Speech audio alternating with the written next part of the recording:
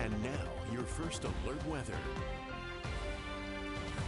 The good news is you got your money's worth out of the snow shovel that we bought back in October, right?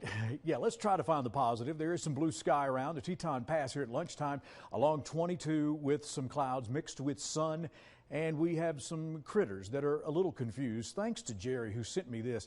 His backyard tree had about 50 robins that came by to say hi, ask about lunch, and they moved on because it's not quite here yet. Even the critters are a little confused. So look out for the wildlife and make sure that you know what's going on with the weather by downloading the KIFI weather app. We have some lingering showers from yesterday's dump that took place and is still going on. We have some overcast conditions over Idaho Falls, and it is snowing with a little bit of that graupel, that small hail. Chilly cold and cold air infiltrating thanks to high pressure. So that snow chance remains, and it will linger into tomorrow morning. It should be a little warmer around here by Easter. Yeah, you look at the other side of the country. We don't want to deal with this. When these lows come out of the four corners and just zip across the country, it creates some real havoc on into the Midwest and portion of the Ohio River Valley, and you get into New England, and it's just nothing we want to deal with. This is the bubble of high pressure that is circulating clockwise, and we got lingering showers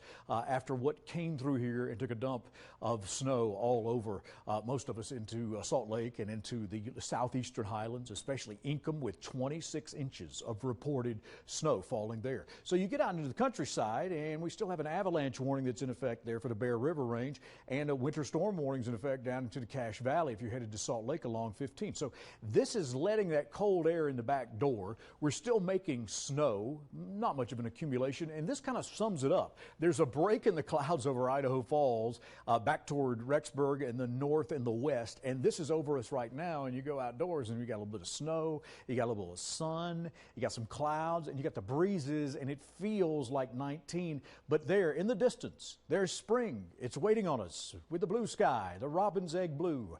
25 right now in Driggs. It is 23 in Soda. We're sitting right around freezing, and we will for the rest of the afternoon for most of us, right around 32, 33 degrees. We're hitting that now in Blackfoot. It's 33 in Mackey and 28 in Ketchum, and you can see the warm, dry air back into Boise with the winds out of the west-northwest coming around the curb here.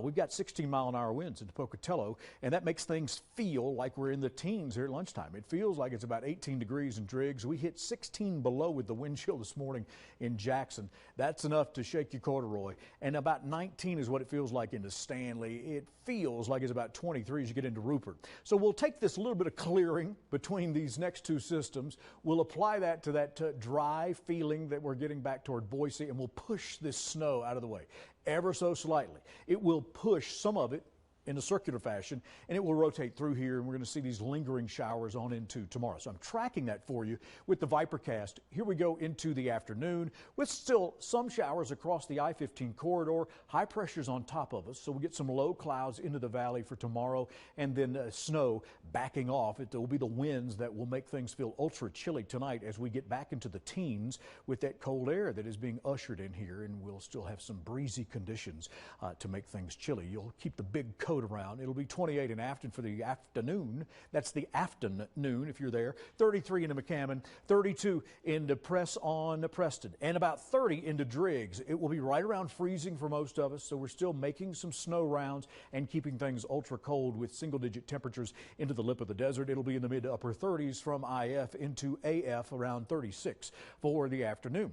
Take a look at the 8 days with some cloud cover and still a chance of some lingering showers. We're finally going to get to the 40s tomorrow. We should be in the 50s by Easter weekend, and then we've got another round of showers and more like spring showers. And you see that blue sky in Rexburg. We're going to warm up ever so slowly. It's going to take a minute. Hang on, Margaret. It'll be down to 17 tonight in Salmon. We'll be in the mid to upper 50s. Jackson with some brightening conditions and down to 14 tonight. We'll finally be closer to 50 degrees by the Easter weekend, and we'll put some April showers to bring May mildew in here for the start of next week. It'll be 37 in Pocatello with the lingering shower chance through there. Even Idaho Falls and Blackfoot with some snow right now as we freeze things up again tonight. It will be down into the teens, around 16 degrees, and windy. The best Easter candy. We're going to talk about this coming up. Back to y'all. All right. Thanks, Jeff. Coming up